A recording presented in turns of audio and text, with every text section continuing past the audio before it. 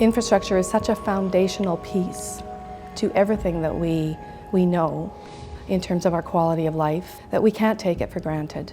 And we all need to pay attention to this, and we all need to be prepared to pay for it. The infrastructure that we have in Toronto today was built in the 1950s, and we've had basically 30 years of inactivity around most infrastructure in the Greater Toronto Area. We frankly are living off the infrastructure of our grandparents.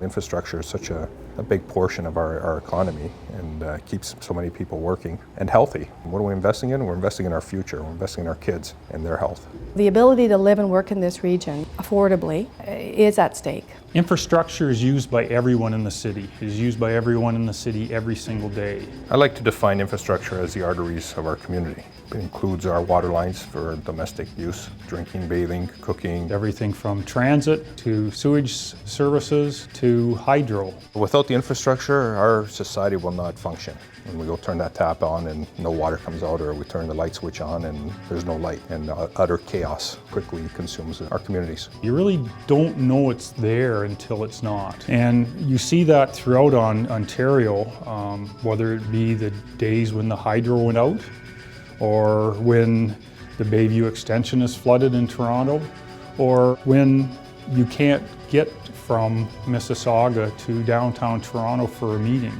We see on the news every day water main breaks and sinkholes coming up. The world is changing. We're seeing climate change effects like extreme weather events.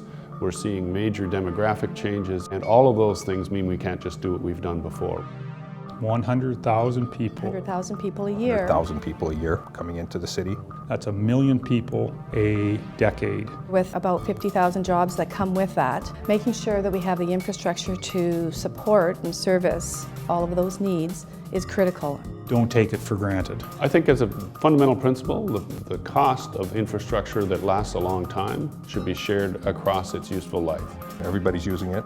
Everybody should pay for what they use. Why does it cost so much to buy a home in York Region or Peel or Durham or Hull? The reason is that those people coming in are basically paying for all the new infrastructure that's being built. It's not fair then for a homeowner on their 25-year mortgage to pay for water and wastewater servicing that has a life cycle of 100 years. Without the proper investment in infrastructure, it will crumble.